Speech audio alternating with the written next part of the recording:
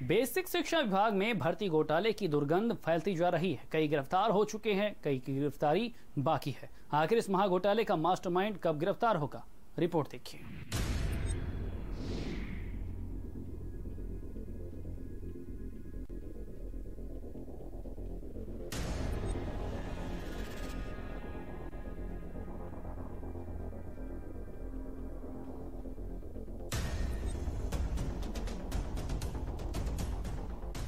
उत्तर प्रदेश का बेसिक शिक्षा विभाग घोटाले का महाकुंभ हो गया है। इसमें ना जाने कितने लोग डुबकी लगाकर अपना जीवन धन्य कर रहे हैं। कभी प्रिया शुक्ला ने स्नान किया, तो कभी अनामिका ने आस्था की डुबकी लगाई, तो कभी जनरल कैटेगरी वाले ओबीसी बनकर बाहर निकले। कुल मिलाकर 6 विद्यालयों के माध्यम से अनामिका शुक्ला के डॉक्यूमेंट पर नियुक्त हुई शिक्षिकाओं को 12,24,700 रुपए का भुगतान हुआ है। कहीं और इनके होने का जानकारी नहीं मिली है। पुलिस ने एक शिक्षिका को गिरफ्तार भी किया है। कासगंज में वो त्यागपत्र देने गई थी। एग्जैक्टली जो अनामिका शुक्ला है वो अभी पुलिस की गिरफ्त में नहीं है। डुबकियां इतनी ज्यादा लगाई गई कि बेसिक शिक्षा विभाग के महाकुंभ का पानी मैला हो गया है और भर्तियों पर रोक लगानी पड़ी। इस फर्जीवाड़े में अनामिका शुक्ला हैं, प्रिया जाटव हैं, सुप्रिया हैं, तिवारी जी ओबीसी बनकर अवतरित हो जाते हैं। इसी के साथ ही धांधली पर सुप्रीम कोर्ट और हाई कोर्ट का हंटर भी है। कुल मिलाकर 69,000 शिक्षक भर्ती की पूरी प्रक्रिया अब सवालों के घेरे में है। इसलिए आनन फानन में सरकार को शिक्षक भर्ती मामले की जाँच को एसटीएफ को सौंपना पड़ा। घोटाले की जाँच एसटीएफ को सौंपी गयी। डीजीपी मुख्यालय ने एसटीएफ को जांच सौंपी। एसटीएफ करेगी शिक्षकों की भर्ती घोटाले की जांच। एएसपी रैंक के अफसर के नेतृत्व में जांच टीम। शिक्षक भर्ती घोटाले की जांच एसटीएफ करेगी। शिकायतकर्ता द्वारा दी गई सूचना के आधार पर डॉक्टर केएल पटेल जो किसी प्राथमिक स्वास्थ्य केंद्र में चिकित्सक है, संतोष कुमार बिंद जिसके लेखपाल होने की जानकारी आ रही है, तथा इनसे जुड़े हुए अन्य 11 लोगों को, कुछ को 6 जून को, कुछ को 8 जून को, कुल मिलाकर के 11 लोगों को गिरफ्तार किया गया। ये मुख्यमंत्री जी के आदेशानुसार एसआईटी को और एसटीएफ को अलग अलग मामलों की जांच सौंपी गई। शिक्षक भर्ती मामले में सुप्रीम कोर्ट ने भी काफी सख्त रुख अख्तियार किया है। सुप्रीम कोर्ट ने 37,339 पदों की भर्ती पर रोक लगाई। शिक्षा मित्रों की मांग पर सुप्रीम कोर्ट ने रोक लगाई। अगली सुनवाई 14 जुलाई 2020 को होगी। भर्ती पर लखनऊ हाई कोर्ट ने रोक लगा रखी है। बुधवार को हाई कोर्ट की डबल बेंच से फैसला आना है। माननीय न्यायालय की लखनऊ खंडपीठ के एक आदेश के कारण वो प्रक्रिया तत्काल प्रभाव से स्थगित हुई। हम डबल बेंच में अपील में गए हैं। जैसा सुनवाई पूरी हो चुकी है, फैसला रिजर्व है। जैसा माननीय न्यायालय का आदेश होगा तदनुरूप कार्यवाही करेंगे। शिक्षक भर्ती घोटाले को लेकर विपक्ष ने भी हमले तेज कर दिए हैं। बीएसपी सुप्रीमो मायावती ने शिक्षक भर्ती घोटाले की जांच सीबीआई से कराने की मांग की है। मायावती ने आरोप लगाया है कि भर्ती में बड़े पैमाने पर धांधली हुई है। मायावती ने कहा है कि शिक्षक भर्ती मामला काफी गंभीर है। बेसिक शिक्षा विभाग में हुई भर्तियों के घोटाले का मामला इतना बड़ा हो गया है कि विभाग के मंत्री को खुद प्रेस कॉन्फ्रेंस करनी पड़ी। मंत्री सतीश द्विवेदी ने कहा कि पिछली सरकारों में ही फर्जी शिक्षकों की भर्तियां हुई थीं। विपक्ष भर्ती पर सिर्फ राजनीति कर रहा है। विपक्ष के लोग नहीं चाहते हैं कि छात्रों को रोजगार मिले, इसीलिए कुछ लोग जानबूझकर अड़ंगा लगा रहे हैं। लेकिन कोर्ट का जो भी आदेश होगा उसी के मुताबिक भर्तियां की जाएंगी। पूरी भर्ती प्रक्रिया को बाधित करने की मंशा से भर्ती ना होने पाए, क्योंकि अपने आप में ऐतिहासिक घटना है। ऐसी परिस्थिति में भर्ती करना, ऐसा करने से योगी सरकार की संपूर्ण देश में एक अलग तरह की छवि बनने वाली है, बन रही है। उसको बाधित करने के लिए राजनीतिक मंशा से कई सारी बातें कही गई हैं, कई सारे आरोप लगाए गए हैं। हालांकि घोटाले के मुख्य आरोपी डॉक्टर केएल पटेल समेत प्रयागराज पुलिस ने 6 लोगों को गिरफ्तार करके जेल भेजा है, जिनके पास से 22 लाख रुपए नगद और फर्जी मार्कशीट बरामद हुई हैं। आरोपियों के पास से काफी भारी मात्रा में जाली दस्तावेज भी मिले हैं, जिनके आधार पर नौकरियां बांटी गई हैं। पुलिस के मुताबिक हर छात्र से 8 से 12 लाख रुपए लिए गए हैं। बेसिक शिक्षा विभाग के भर्ती घोटाले का अगर पूरा पर्दाफाश हो गया तो अभी कई और लोगों का जेल जाना तय है। ब्यूरो रिपोर्ट, भारत समाचार। ललितपुर के पंजाब नेशनल बैंक में ग्रामीणों की जगह उनकी चप्पलों से लाइन लगवाई जा रही। कोरोना से सतर्कता बरतने के नाम पर बैंक कर्मचारियों ने दलालों संग मिलकर लूट का साधन बना लिया है। रिपोर्ट देखिए। परसों आया कि टोकन भी ले हूँ सर, ये है मेरे पास। 200 रुपये लिए जाते हैं, उन्हीं लोगों का नंबर लगाते हैं। बीच में ये दलाल है जो वहाँ कार्यकर्ता रखते हैं।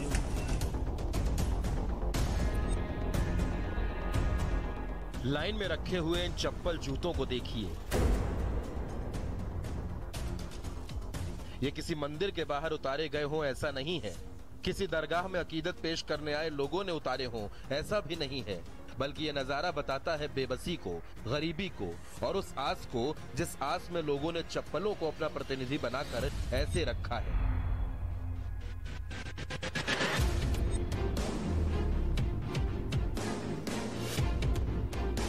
क्योंकि जिसका जूता या चप्पल लाइन में पहले होगा उसी को अंदर जाने का मौका मिलेगा।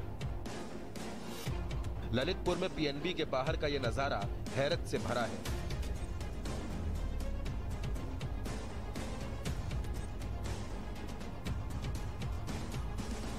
लेकिन रुकिए, ऐसा बिल्कुल नहीं है कि आप अपनी मर्जी से आए, आपने चप्पल जूते लाइन में रखे और आपका नंबर आ जाएगा। परसों आया कि टोकन भी ले हूँ सर, ये है मेरे पास टोकन।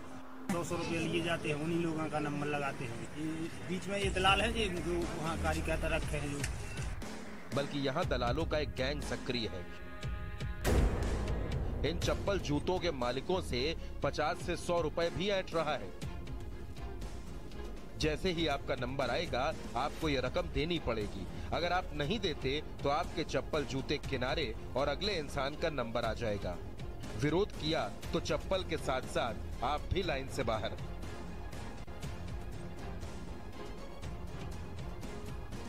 यहाँ दलाल पाले हुए हैं, लेकिन चप्पलें, पुरानी चप्पलें रोज डाल के यहाँ लाइन से लगा देते हैं पर डे, और जिसको पैसे ले लेते हैं 100 रुपये, उसको उन्हीं चप्पलों पर खड़ा कर देते हैं। कितना पैसा लिया जाता है? 200 रुपये लिए जाते हैं, उन्हीं लोगों का नंबर लगाते हैं। तो पैसे लेता कौन है? बीच में ये दलाल है जो वहाँ कार्यकर्ता रखे हैं, जो मैनेजर लोग।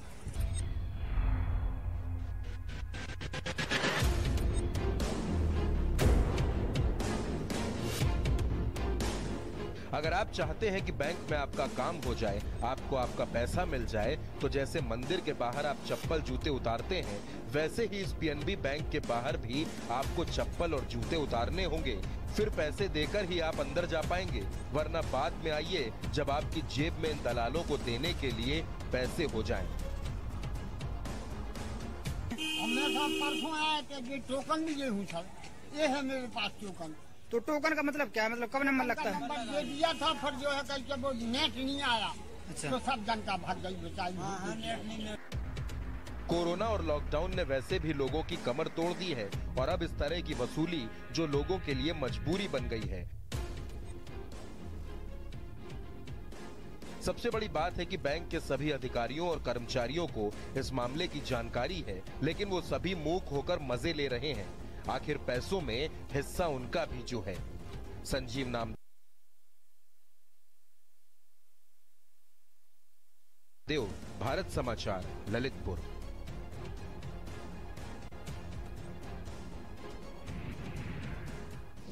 वाराणसी में यूपी सरकार के मंत्री रविंद्र जायसवाल ने विकास कार्यों में धांधली और अनियमितता का आरोप लगाया। रविंद्र जायसवाल ने खुद काम की क्वालिटी भी चेक की। रिपोर्ट देखिए।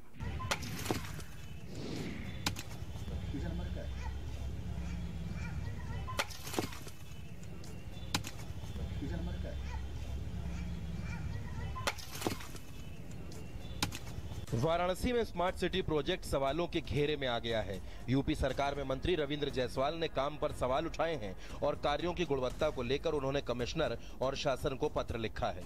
नदेसर तालाब पर चल रहे कार्यों पर उन्होंने सवाल उठाए हैं। मंत्री ने दावा किया है कि विकास कार्यों में घटिया ईंट का इस्तेमाल हुआ है। रविंद्र जायसवाल ने खुद ईंटों की क्वालिटी चेक की और अपनी नाराजगी जाहिर की। और इस काम पर सवाल उठाए। रविंद्र जायसवाल इन विकास कार्यों की जांच करने के लिए मौके पर पहुंचे थे। आप तस्वीरों में देख सकते हैं कि किस क्वालिटी के ईंट से यहां निर्माण कार्य चल रहा था। मंत्री रविंद्र जायसवाल ने दावा किया कि अब इन कार्यों की निष्पक्ष जांच होगी और आरोपियों पर कार्रवाई होगी। मंत्री के इस निरीक्षण का वीडियो सोशल मीडिया पर वायरल हो रहा है। रोहित सिंह, भारत समाचार, वाराणसी। बुलंदशहर पुलिस अपना गुस्सा बाइक और स्कूटी पर किस तरह निकाल रही है, इस रिपोर्ट में देखिए।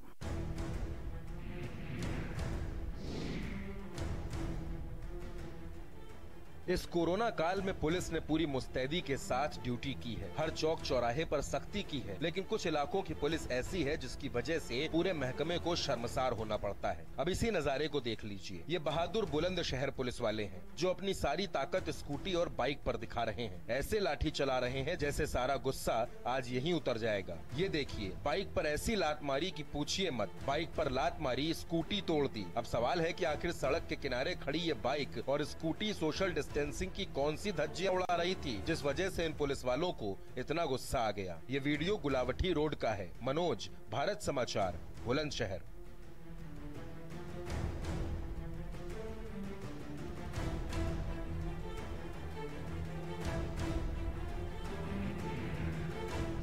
पीलीभीत में बीती रात पुलिस और किसानों दोनों के लिए कुछ ज्यादा ही काली रात थी। ऐसा हम नहीं, ये रिपोर्ट कह रही है। हमारे जेठ जी को शेर ने खा लिया, तो पुलिस वाले लाश ले जाना चाहते हैं। हम लोग उसे रोकने के लिए आए थे, तो हमें जेंट्स पुलिस ने बहुत पीटा।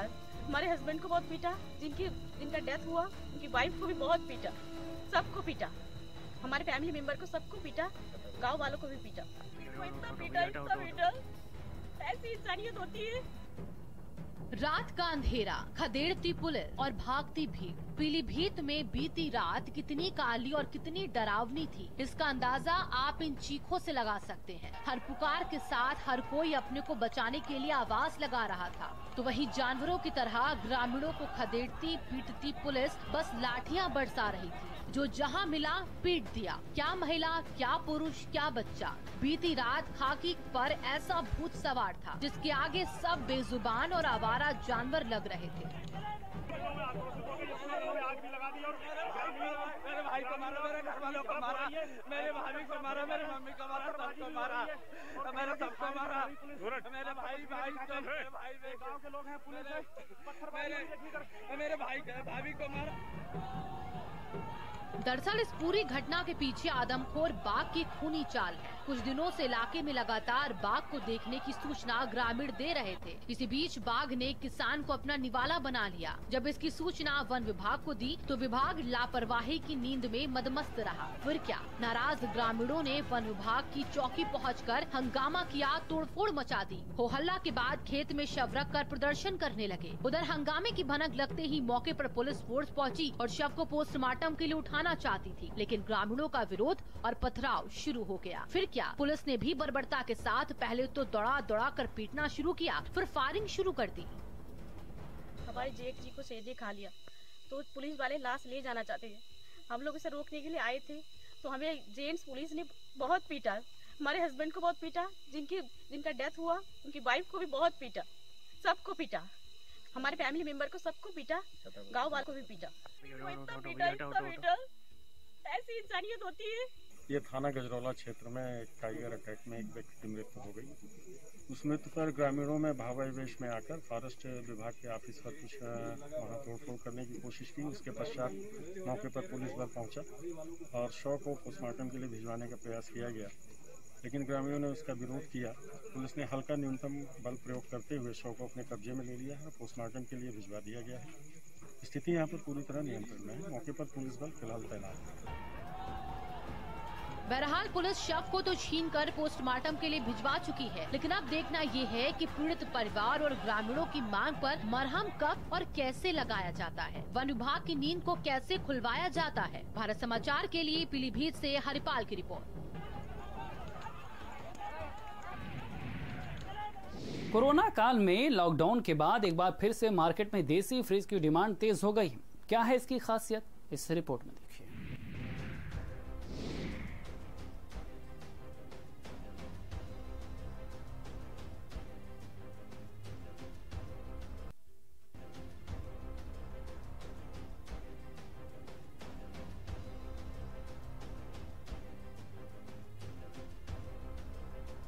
2-3 महीने के लॉकडाउन ने विश्व भर के इकोसिस्टम के अलावा इंसानी आदतों में भी बड़ा परिवर्तन किया है। यही वजह है कि अब लोग एसी और फ्रिज को छोड़कर पारंपरिक घरों की ओर लौट रहे हैं।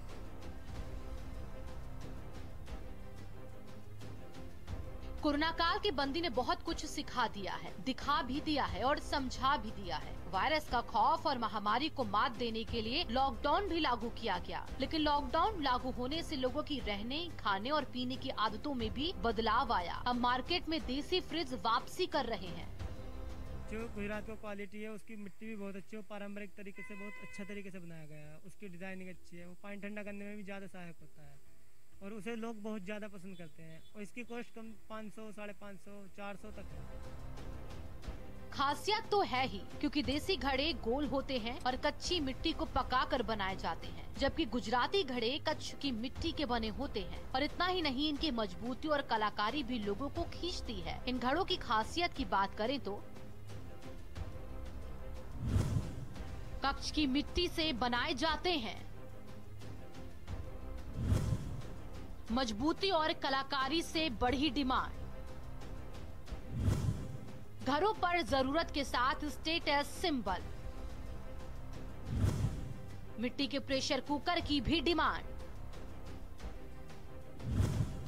संक्रमण से बचाते हैं मिट्टी के बर्तन। कुंभकारों को रोजगार का बेहतर विकल्प। वैसे ही पानी बढ़िया इसका, पीने में भी। एक फ्रिज में बोतल रख के प्लास्टिक की है, एक घड़े का पानी शुद्ध है, डायरेक्ट नल से भराकर शुद्ध पानी है, इसमें कोई वो नहीं है। फ्रिज के पानी से बचने लगे ना, अब ठंडा पानी नुकसानदायक है, घड़े का पानी अच्छा। कोरोना की वजह से भी वैसे भी पुराने कल्चर पे तो आना ही पड़ेगा। फ्रिज के पानी से हर कोई बचना चाह रहा है कि ये शुद्ध है, पानी भी शुद्ध है इसका, उसमें ठंडा भी होगा, इसका पानी नॉर्मल होगा, इससे कि ये लाभदायक है उससे। खास बात यह है कि ये मिट्टी के बर्तन गुजरात के बने हैं। कैमरा सहयोगी सानू के साथ में नरेंद्र, भारत समाचार, मेरठ।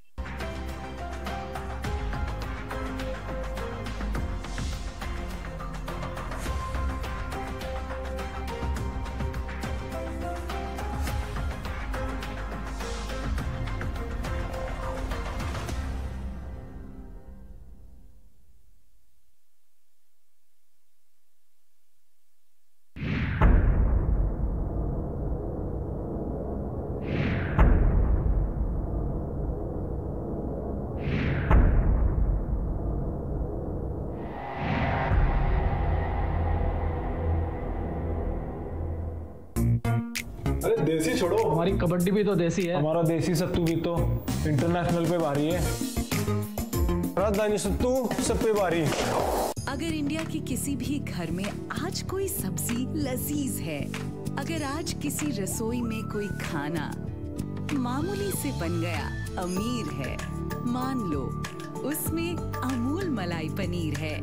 खाना स्वादिष्ट तो अमूल मलाई पनीर इन द डिश।